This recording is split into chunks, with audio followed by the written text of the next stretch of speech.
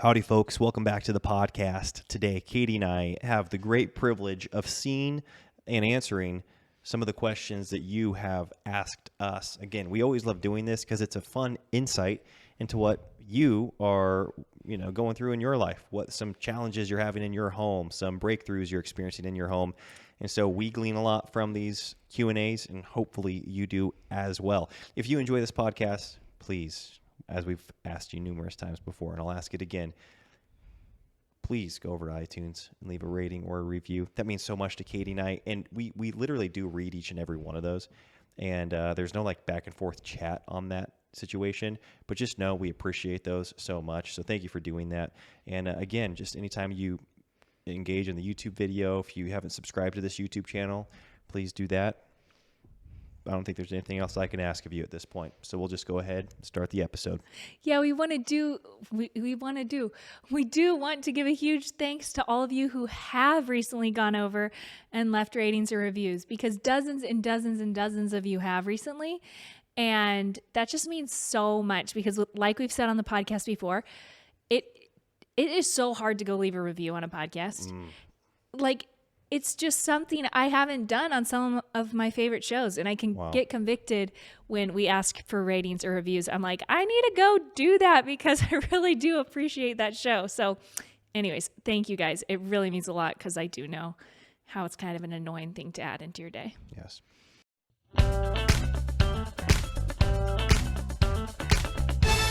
The Now That We're a Family podcast. All right, Katie. Well, I'm just going to dive into some of these questions. And so here we go. Okay, let's get started. How do you justify a holiday / break when the work just never ends and there's so much to be done? That's a good question. That's when you need the break more than anything. That's when you need the break, is when the work never stops. And I think you will see this in what Elisha and I refer to as the entrepreneurial time system. We got this from strategic coach and Dan Sullivan. He's a business coach, and he really breaks down how high achievers consistently, regardless of what is going on in their lives, work very, very hard. They focus very, very hard, and then they rest very, very intentionally. And that is what enables them to function at such a high level. And if we're constantly on this hamster wheel of doing the same things over and over and over, and never putting these breaks in our day or in our week or in our months or in our years, then we do not operate at a very high level. We're constantly going, but at a very low functioning level. And we see this all the time in Scripture.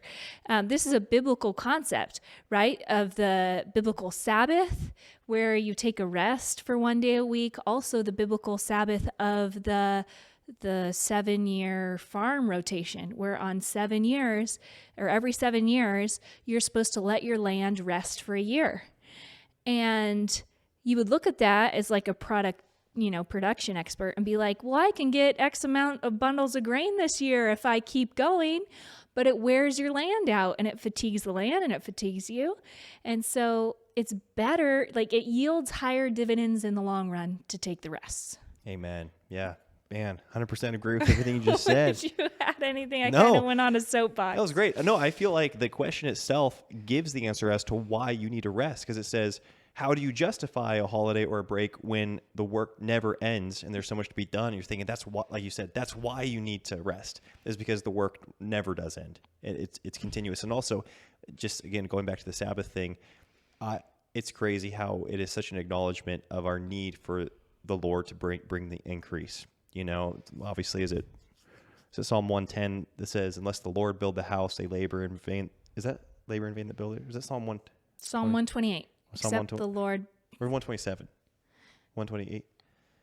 Oh, boy. Psalm 127. Except the Lord build 7? the house, they labor in vain that build it. Nice. Luke gave me the thumbs up on 127. So, but going back to that, except the Lord build the house, they labor in vain that build it. Except the Lord keep the city, the watchman waketh, but in vain.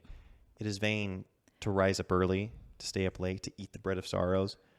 For lo, he giveth his beloved sleep. But anyways, remembering that is so crucial. Unless you rest, you don't actually get to practice believing that. if you're always staying busy and busy and busy and busy, you really start to rely on your own understanding and your own efforts to accomplish anything.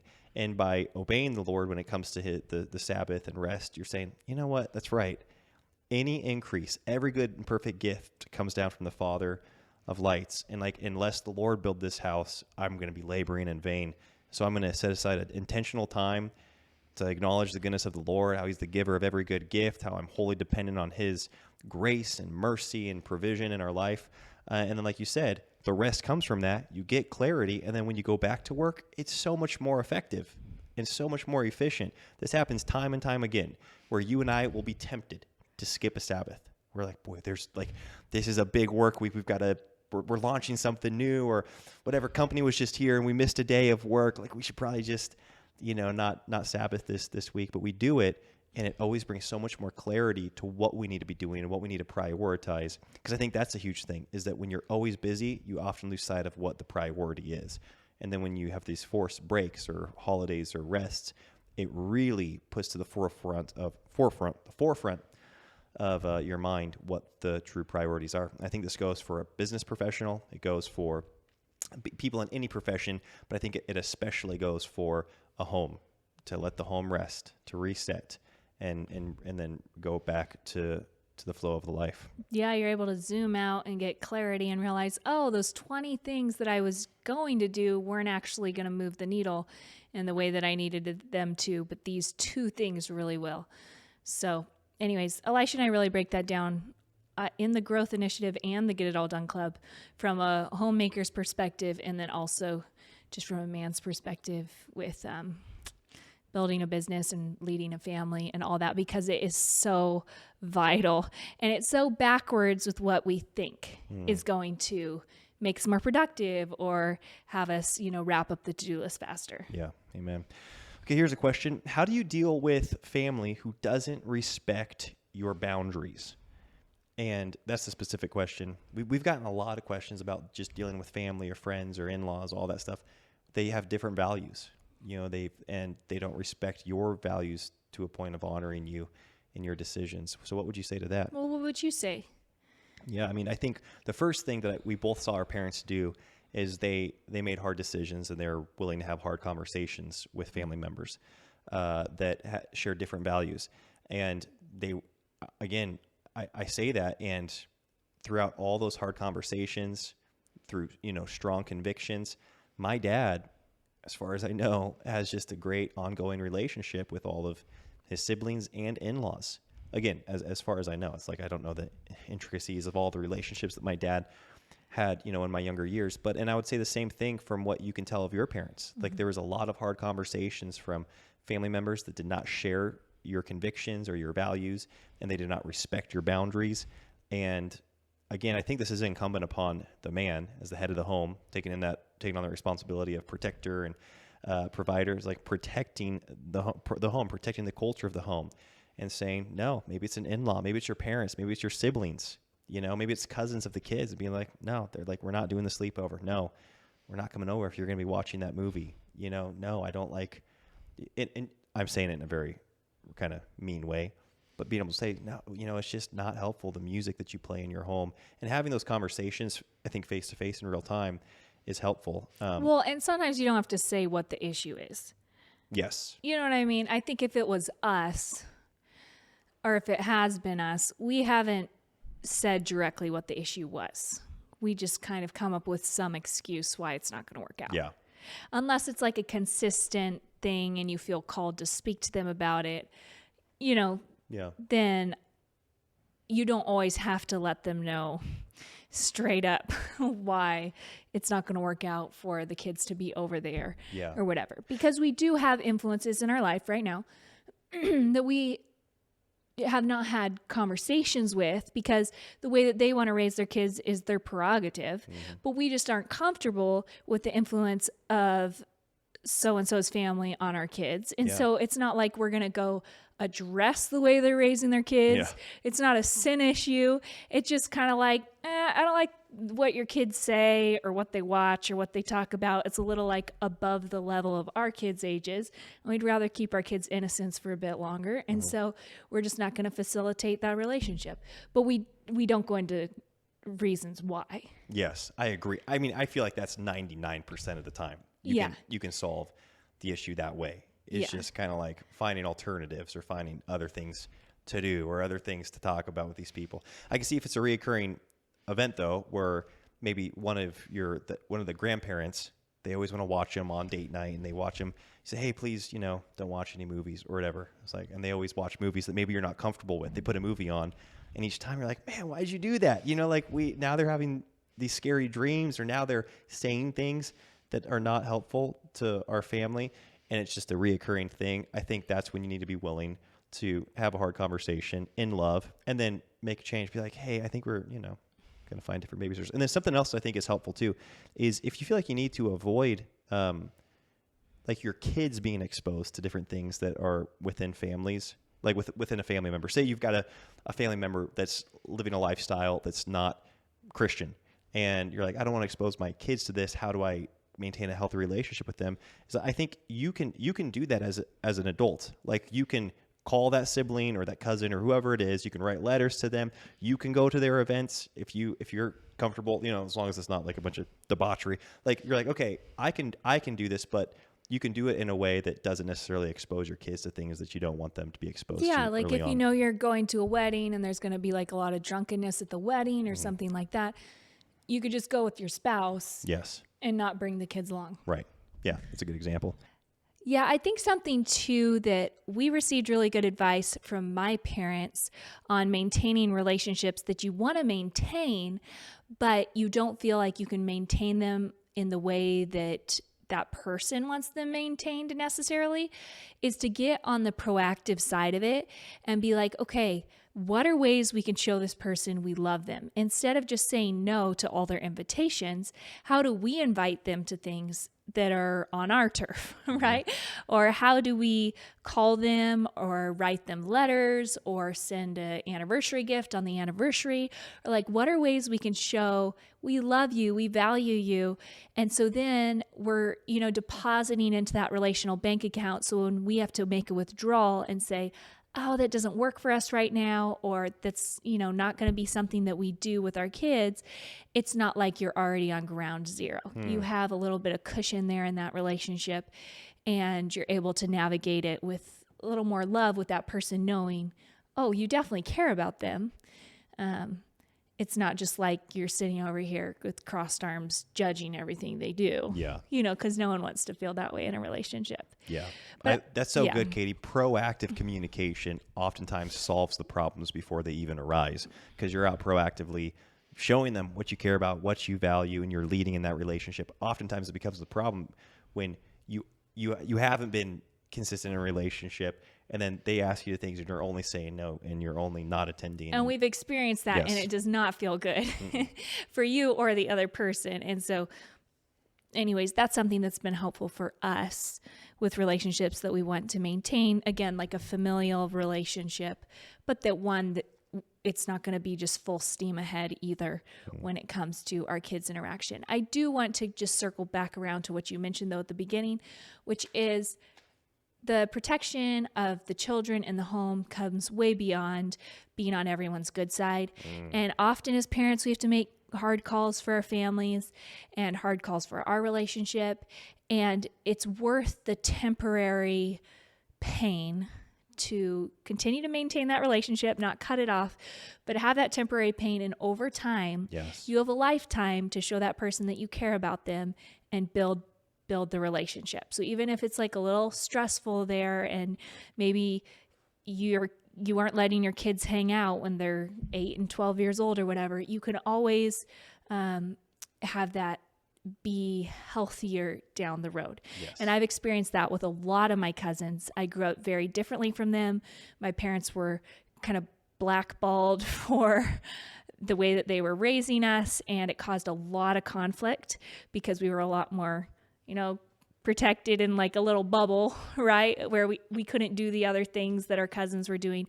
And now I have amazing relationships with those same cousins.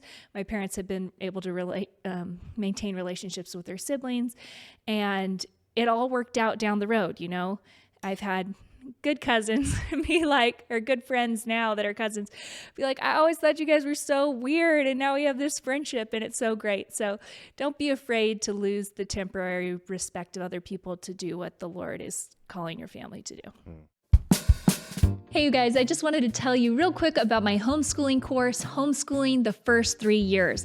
It's all about laying a foundation of joy and confidence and fun and simplified homeschool in your home. So if you're in a place where maybe you're considering homeschooling your kiddos in the next few years, then this course is for you. It's going to break down not only what we do for homeschool in our family and what we've done for the first 3 years in homeschool, but it's also going to show you exactly how that looks.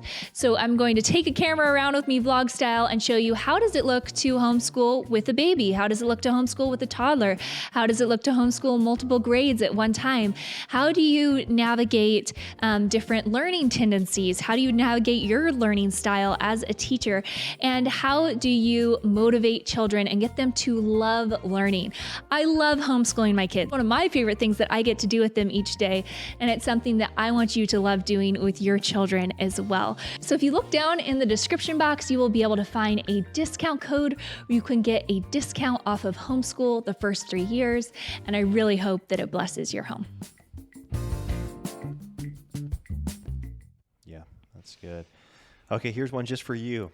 Just for me. Katie, how do you stay so positive and not have self-pity? Okay, Elisha read this one to me before we started. It was one of the ones he read to me. And I was like, that is so easy. I have a good life. Like, there's nothing to pity in my life. I don't know what I would do if I sat on the couch and thought of how would I pity myself right now. So I feel like that should be asked to a different person because I'm really, really grateful with the life that I get to lead. And I genuinely don't know what I would pity myself for.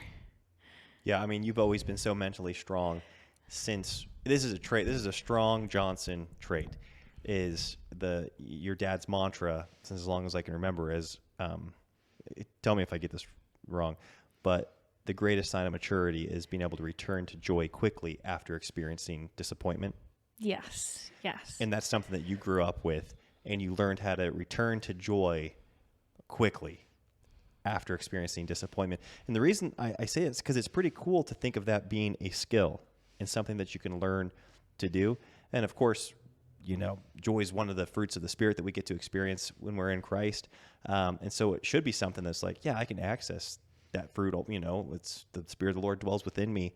And so it's a part of walking with the Lord is experiencing that joy. But I think you can practice and flex the muscle of like walking in it, of living in it, and of really believing the Lord for what he's done in that. And you've done that, and I think you've taught me to do that too, because I used to be like, if something bad happened, it's like, give me a week, and not that I've had like really bad things happen in my life, but things that were a disappointment, basically a personal disappointment. I'm thinking, boy, I thought that was not going to go that way, but you are a pro of this, and you're an inspiration. Well, I do feel like you return to joy very quickly. And again, this isn't just like power of positivity, put on a smile and pretend like nothing's wrong, forgo all your emotions. That isn't what it is. Joy is not necessarily perfectly synonymous with happiness.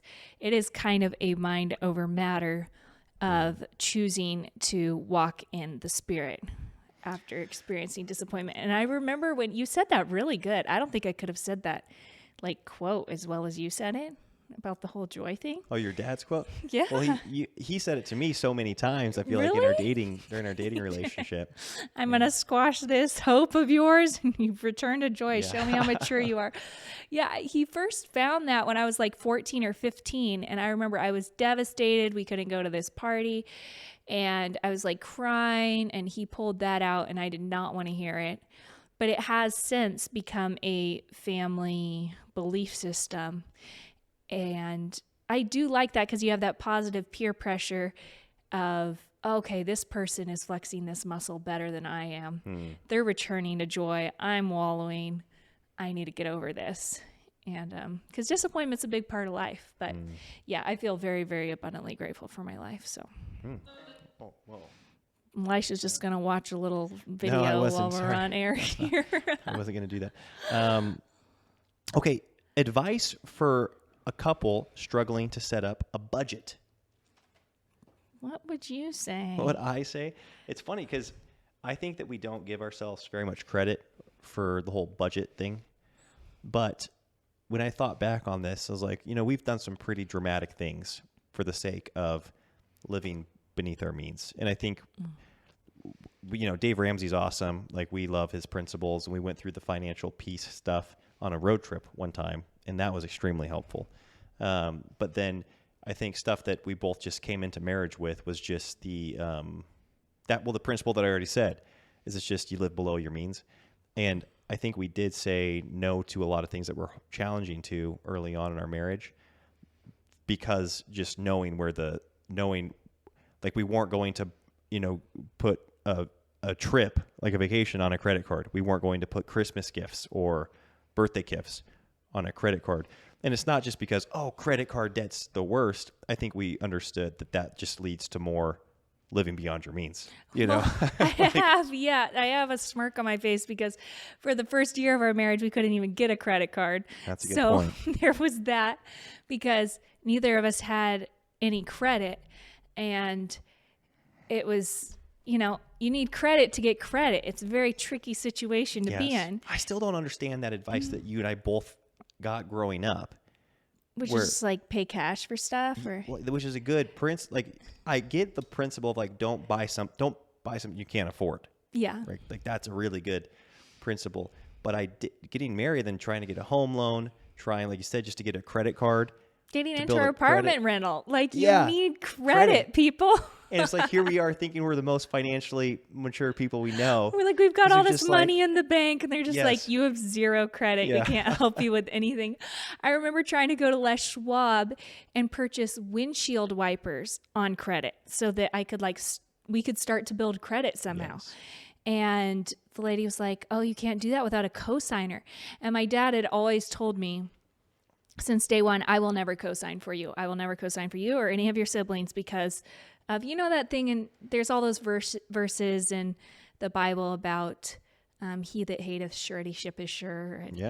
And so he just really wanted us to know we were on our own and not come banging down his door in that way.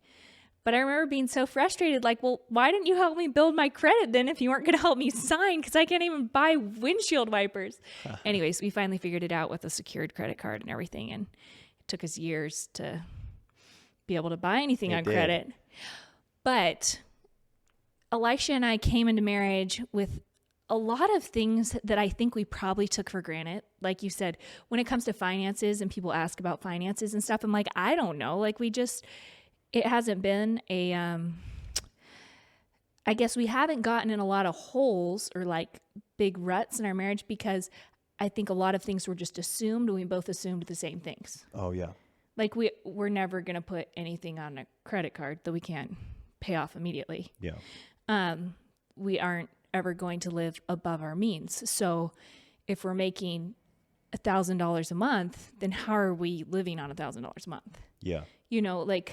That was just our mindset. Yes. Yeah, and I think we both knew too. Like we can't afford it if we can't pay for it. Yeah, exactly. And I think we both knew from our dads or whatever, our families, that you will always meet the level of your income. Like your lifestyle will always meet the level of your income unless you're intentional not doing that. And so that's where I think even more so than the credit card debt or paying that interest and all those things. Yeah, that's a bummer in and of itself. But the habit of living at that lifestyle is actually what's hard to break. Because you say yes to okay, we'll put this whatever item on a credit card. Well, now that's the standard in your brain now. And the thought of going below that standard feels like you're depriving yourself and you have to really retrain your brain. I think we were both very aware of that because of the principles of growing up. They talked about that a lot growing up. Yes. So in our first apartment, almost everything in our apartment was free. Like we found on Craigslist for free, or got it from someone for free. We picked up, couches on the side of the road, which are probably disgusting, Yeah, but we tried to clean them, but yeah, it is pretty nasty. that's what we did. I know. So I still think we talk about taking this video down all the time, but on the YouTube channel, the most viral video we have was me like reupholstering a free old chair. Yeah. Yeah. And so, but that was like our life at that time. Yeah. Was just doing things for free because we didn't have the money to do anything else. Yeah. I still remember the first piece of furniture we bought. What was it? When we moved to Centralia, I think it was that dining room was it our table? Yeah. Yeah. That was a big deal. Yeah, it really was. To buy a new piece of furniture was crazy. At that point, we had our third baby, and that was the first piece of furniture we ever bought. Yeah, so I don't know if those are budget tips, but I do think just like principles, like I think we live by more financial principles. Yes. Than we went through a season during our first couple years of marriage where we did do the envelope system for budgeting. Oh, that was great. And it worked out really well. We did a lot of like $25 date nights because dating was still a priority to us. And so we really enjoyed making that work. And, but that's been the only time we've had a really strict budget. I think that really most of our arguments with finances have come from how much we're saving. You know what I'm saying? Like when I look back on those, especially like those first few years, it wasn't like we were arguing on the side of like debt. We were arguing on like, oh, I want to spend money on this versus I want to save that $500. Sure. Yeah.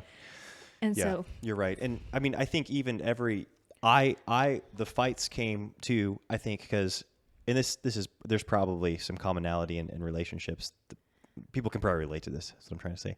I like a lot more of the day in and day out little expenses that I thought improved my quality of life. A coffee, for instance. Like I want to go to the coffee shop. Or eating lunch out. Yeah, exactly. And I think you were more prone to, well, what would you, I don't even know if you like had a propensity in spending at all, because that's something that was a huge blessing. Yeah, I mean, I would want like a new rug for a living room or something. So it's like $100. Sure. Yeah. So it was a bigger expense. I don't know if you can remember exact expenses that I had. Yeah, that's what I'm saying. But I do think they were those type of things. It was Yes. a bigger chunk all at once. Yeah, and that was, I mean, again, I had to, because boy, do those lunches add up. And like, to my defense, I still think that like, because I would buy a cheap coffee drink, and so it's like I'd either get a drip coffee for $2 or I'd get just an espresso for $3. And the amount of satisfaction and pleasure I got out of that, I don't regret. But I do regret. We were newly married, and I didn't understand how much pleasure you got out of coffee. I wouldn't try to do that now, but at the time, I thought it was a very unnecessary part of life. Yeah, I mean, obviously, it is unnecessary. But yeah, I do. When we did that envelope system, that was really empowering because we were able to be so proactive, and that was, I think, when I really started to count the cost on like, a $12 lunch. Man, like I know how many dollars is in that envelope. And I might want to spend that on something else, Yeah, it really did away with a lot of arguments. Yes. I will say that because we both were very clear on here's the cash in your envelope. And so I stopped nitpicking Elisha for all his little things. He had his coffee envelope, which I know it's pathetic. That's what we were fighting over. But I mean, from my perspective, I was like the lame, naggy wife about that. But like, then I wasn't stressed about it anymore. Yes. And he was able to enjoy his coffees. And I've mentioned this before, but I'll never forget during that season, Elisha gave me an envelope for my birthday. This like makes me emotional. And I think it had like $37 in it or $27. It was like a odd assortment of cash in it. Well, I think I wanted it to be $50, but I kept wanting to buy a coffee, so I kept taking it from it before your birthday came. But guys, this is when I have like a shark eye on anything online. Like you can't just go like get a $50 deposit from the bank. Right. You know what I mean? Like he had to take that cash from other places over time to have it build up. And he was like, you could go do whatever you want. And I went to the thrift store and bought some clothes. And it just was like so sweet because I don't know where he could have found that money. And I don't know. It really makes every dollar really sweet. Yeah, and you know what was actually helpful in that season of doing the envelopes with the cash? Because obviously the big friction point is like who uses cash anymore? Like who has cash? Who gets paid in cash? And at this point, we would go at the beginning of the month to the bank and get that. I can't remember how much it was. Was it like $2,800? I think. No, it had to be under 24. 24. So maybe it's $2,400. We're like, this is what we've Maybe got 21. for the month, and then of course, rent was $1,150, and so you take that out, and I mean, you guys. Oh, it was less than that. No, it was like $1,100 that we get in cash, and then because that was like spending for groceries and like discretionary stuff. Because our rent came out, we were living on $2,500 a month. Well, no, we paid cash and we paid rent in cash. Oh, you're right. We're getting stuck in the weeds here. My word. You know what we sound like? We're like 70-year-olds Yeah. trying to tell a story. This and is- everyone's just like, okay, we do not care. Yes. Anyways, Wow, the okay. point is we were living on about $2,500 a month at that time. Yeah. And so we took out however much we needed, and it was a sweet time. Now, do I love that? I mean, am I grateful we don't do that anymore? Honestly, yeah. But it is a good thing to know you can go back to. And it is always a good thing to remember, too, that living expenses do rise to the level that your income rises to. So, like, if we got had an extra $500 coming in a month, we would immediately have to start saving that money and not living on it if it was going to actually boost our savings. If we just started living with that $500, then the next month we would have no money to save. Yeah. Exactly. And then the other thing is like you buy a nice piece of furniture and then all your other furniture looks super shabby. So you have to buy Yes. another nice piece of furniture. That's how you feel. Yeah. Yeah, that's how you feel. So as everything gets nicer, everything gets more expensive, and it's just like a bad spiral. So sometimes like keeping the couch with a rip in it that we have right now can kind of help everything else. Yeah, it balances it all out. Yeah, because we've had that where we've like redone a room in our house, and then all of a sudden it's like every other room in our house looks like a pile. We need to redo this whole thing. So, Yeah. anyways, those are just like concepts, money mindsets. Yeah. Somehow, though, since day one, you've made our home homey and cozy. That's a huge blessing. I'm grateful for that. I like to paint things. Yeah, paint does do a lot. Paint's an affordable way to cover a multitude of sins. Okay. What was I going to say here? There was a question. This is for you. If you homeschool through the morning, when do you get chores done? That's a great question. So homeschooling at my kiddos' ages, we're doing maybe 3 hours a day, and that's split between breakfast, lunch, a little 30-minute chunk in the morning, and maybe 45-minute chunk in the morning, and then 45-minute chunk during naps. And so it's not like there's a lot of hours left, I guess. And I don't have a ton of chores. I will tell you this, the more you're outside, the less chores you have to do inside the house. Because when my kiddos make messes, like they take out the mag tiles, then they put all the mag tiles away and we put them up. It's not like they're just banging around the house, destroying their rooms or anything. So there's a lot of things that make this more simple. But I would say, like, I clean up the breakfast after breakfast. I clean up after each meal. It only takes about 15 minutes. I deep clean on Fridays before our Sabbath.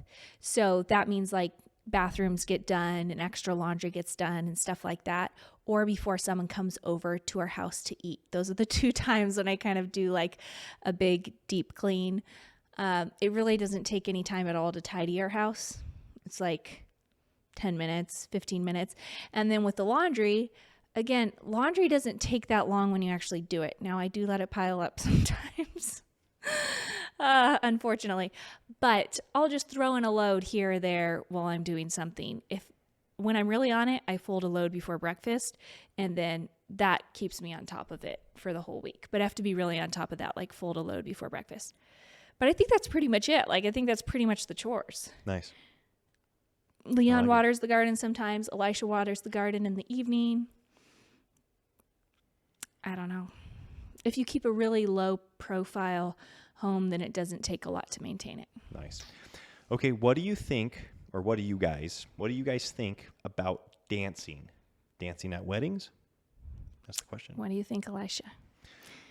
Yeah, I mean, I think it really depends. We don't have like a fundamental disagreement with dancing like we've done, do we? I mean, maybe. No, we yeah, don't. It just yeah. kind of makes me laugh because the very first wedding I ever left with my family growing up because of dancing was a Voetberg wedding. Oh, is that right? That's funny. I didn't know that. Yeah, my dad was like, "We're out of here." Yeah. And so it's just kind of ironic. Yeah, I will say that. It wasn't because of the Voetbergs. Yeah, well, I think what I care more about than dancing is really, I think, the music that's being played, which often is going to like inform the dancing, or inform how people are going to dance. So, yeah, I will say this: since being married, I've become less and less comfortable with the majority of dancing, like at weddings and stuff like that. I think I used to not think about it, not care, but. Yeah, if it were up to me, I'd probably be like, yeah, let's just not do dancing. Or, I mean, I know this is like way old school, but just do like swing dancing, like play music that's where you're playing the big band swing music, and do that and do some waltzes.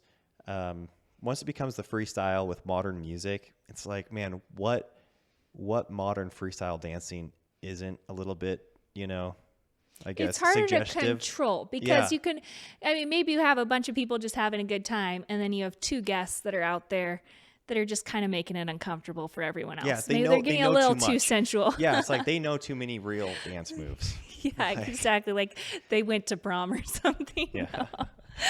No, I'm just teasing. But I think that like music is something we could settle on. I think if you control the music, you control the dancing.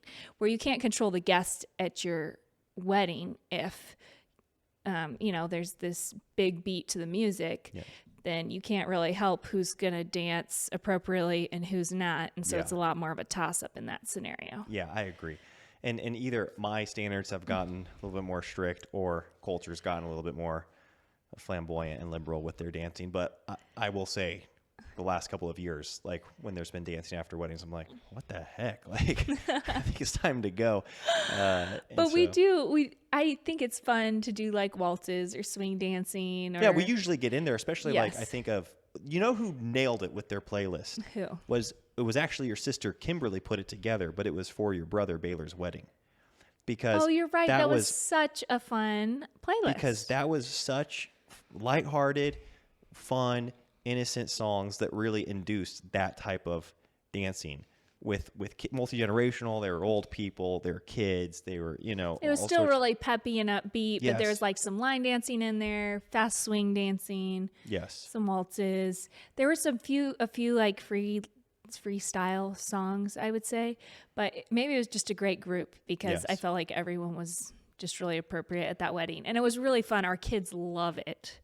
So they always go running out there and just are hams. They're like Elisha was when he was single before I married him and toned him down. Yeah, exactly.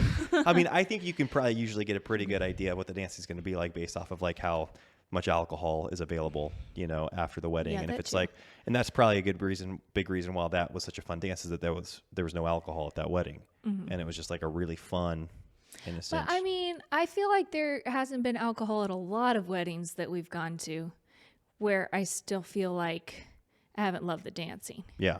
Again, this is since being married, because when I was single, I would just go out there and have a good time. Yeah.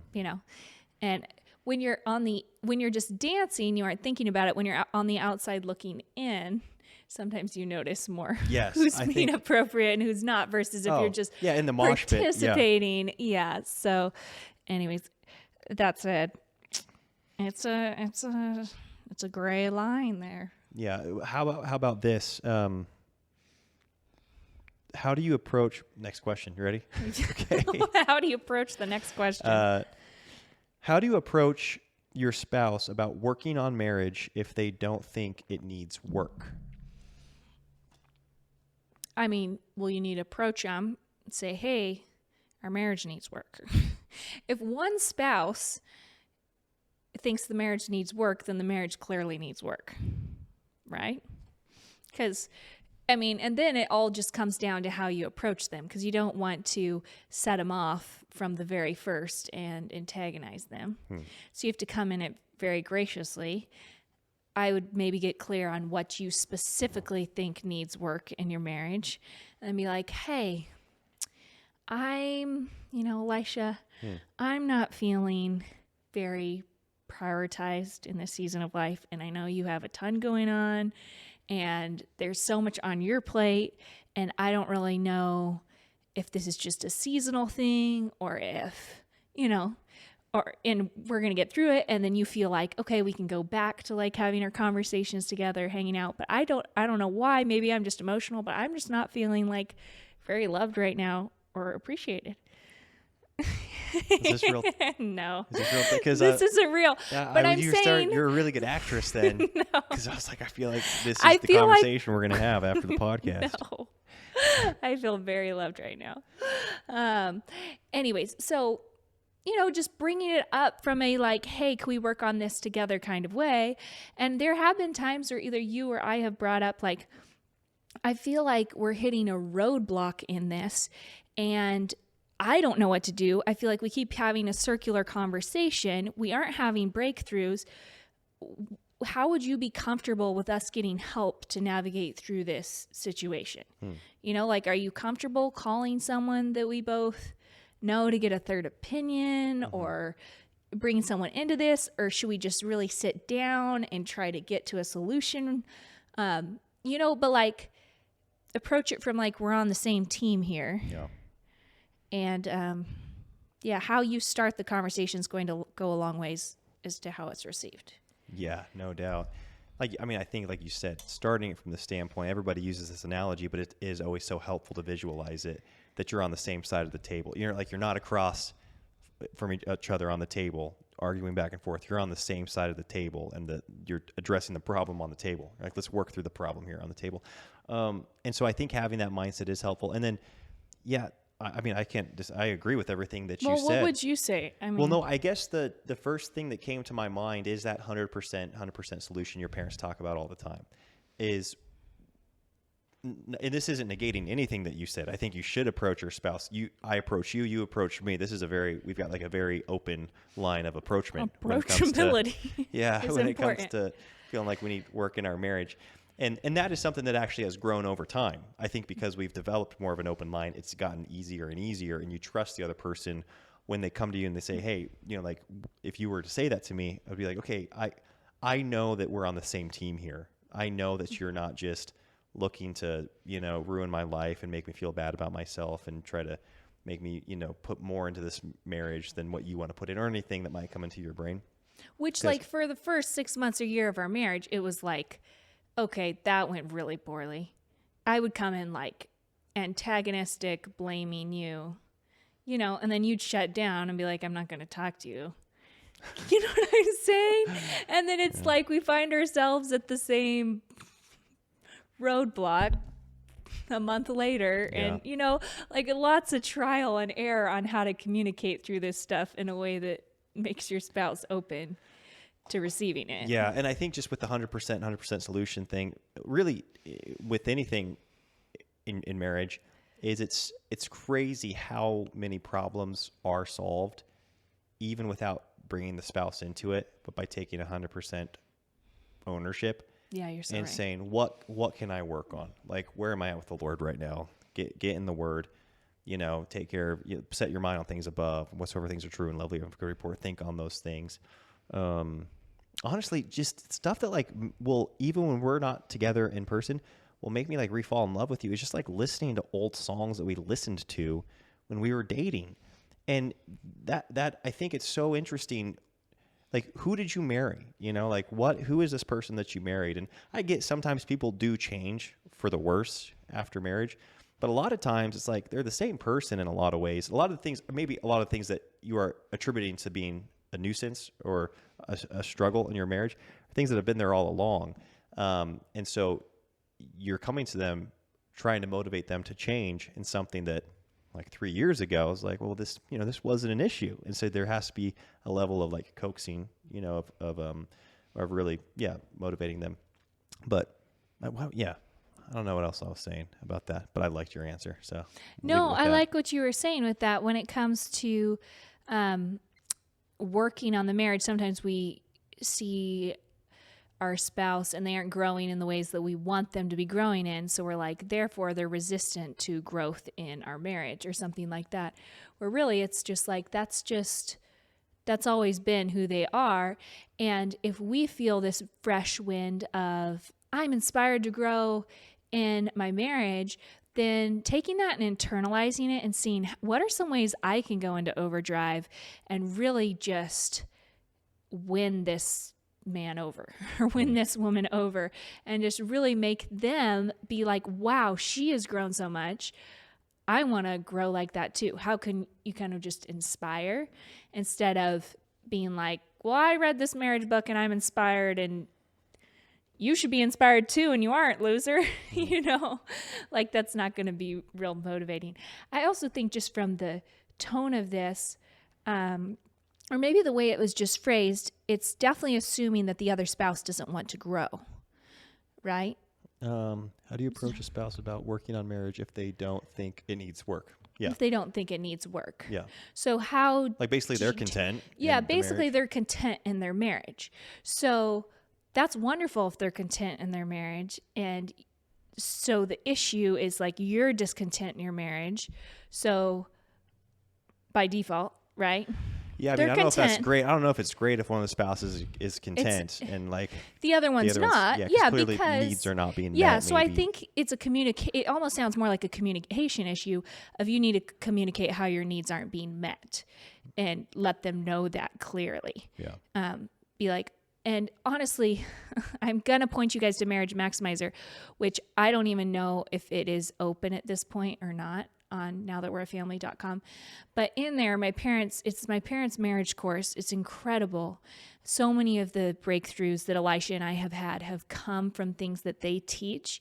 And one of those things, they have a one-way breakthrough conversation. And that whole system, if you follow it step by step, you're able to communicate clear to your spouse and make sure they clearly hear you and understand what you're saying when it comes to these pain points. Because I think oftentimes in our marriage, a lot of things can just be, I'm saying something and they're hearing something else. And so they come away being like, I don't know what their problem is. And I'm like, I was not heard or understood, and we're back where we started. Mm-hmm. So I think that's something that could be really helpful. It sounds like you need to be very clear on communicating to your spouse.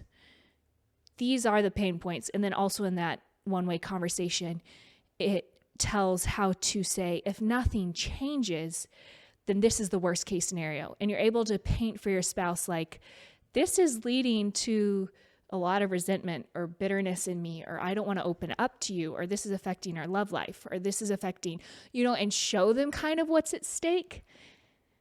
Yeah. If nothing changes. Yeah.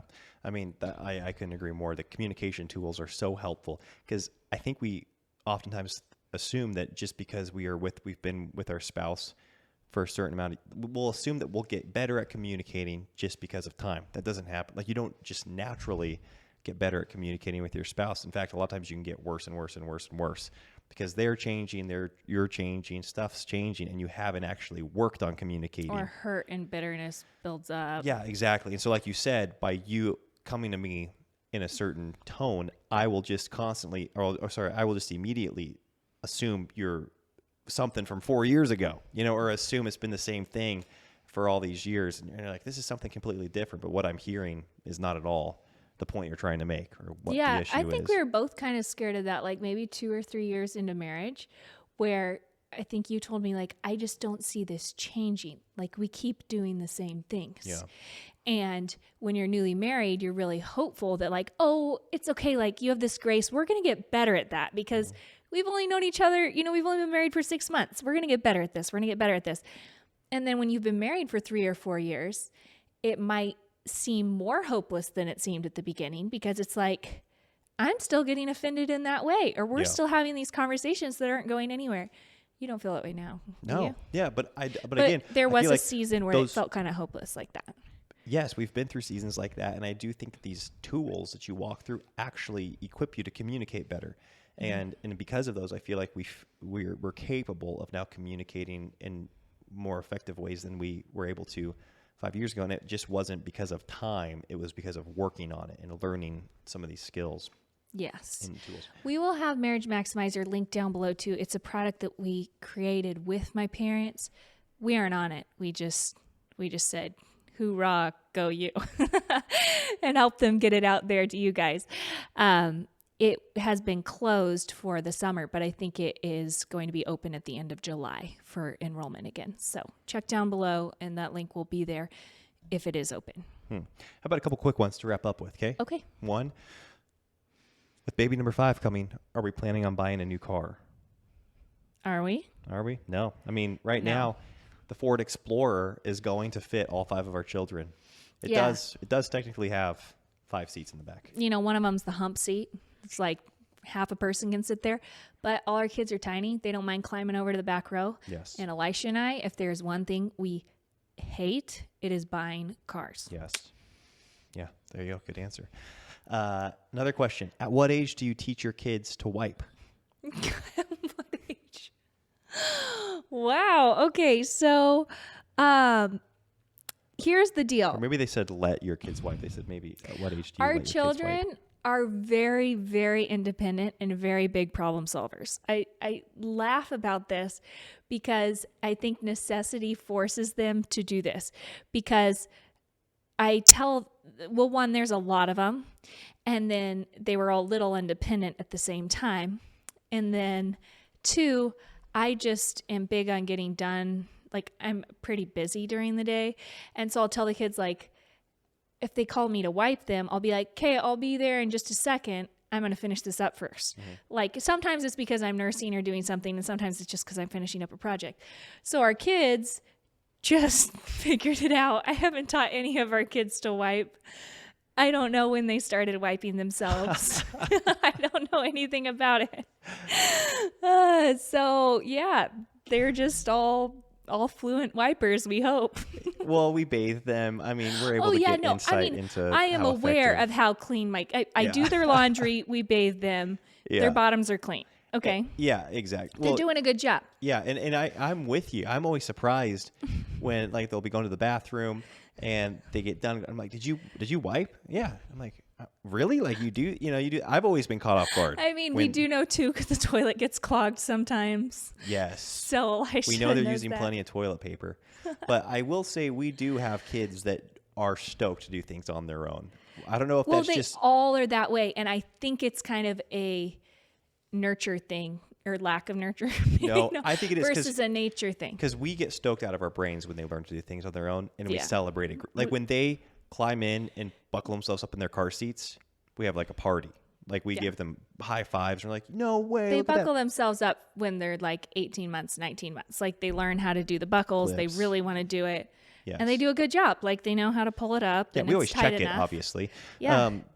And then same with getting their clothes on. Like that's just one of those things that we just celebrate when they figure it out because that's a huge time saver. Like, Yeah, if you have, 3 kids, 2.5 and under, which we had, and 4 kids, 4 and under, you really want one to get their own undies on. yes, And that is a huge winner. Put their own coat on. yes. So they all of get it. themselves Their dressed from the shoes, time they're all- 2. oh, yeah. They tie their shoes really young. I am shocked at the things. What did Leon do the other day? And I was like, well, at least he's a problem solver. Do you remember Yes, that? it was something with the dirty clothes. Like Oh, it was the yeah. wash. Okay, so sometimes I come in. Sometimes I come in to the laundry. I come in the laundry, and all my laundry has been taken out of the washing machine and dumped on the floor because the dryer's full. And I'm like, what just happened? All my laundry's wet and on the floor. And I look in the washing machine, and it's going, and it has his 2 favorite pair of pants in there. Yeah. And Leon's 6, and he went down and he threw his pants in the wash, took all my laundry out, was just going to wash his pants. But that's just like our kids. I have to laugh about it, even though I get annoyed sometimes at the way they solve the problems. I'm like, they just figure it out and solve it. And that's something I like. I think we both highly value that is people who are just problem solvers and don't have a victim mindset and just like figure it out. And so, yeah, sometimes they figure it out kind of in weird ways. And we're kind of like, what on earth happened here? But then I always have to just be proud of them in the end. Yeah, me too. All right, well, let's call it. Yeah. Do you have any more? No, I mean, there's a bunch more, but We're ending on a wiping question. Yeah, I thought it'd be a good way to just wrap this thing up. Folks, thank you all so much for listening. If you enjoyed this podcast, give it a thumbs up, and hopefully next time you see Katie in this podcasting chair, I will not have a bowling ball in my stomach. yeah, we're getting close to baby o'clock here, so Lord willing. Yeah. All right, talk to you soon. Bye-bye. Bye.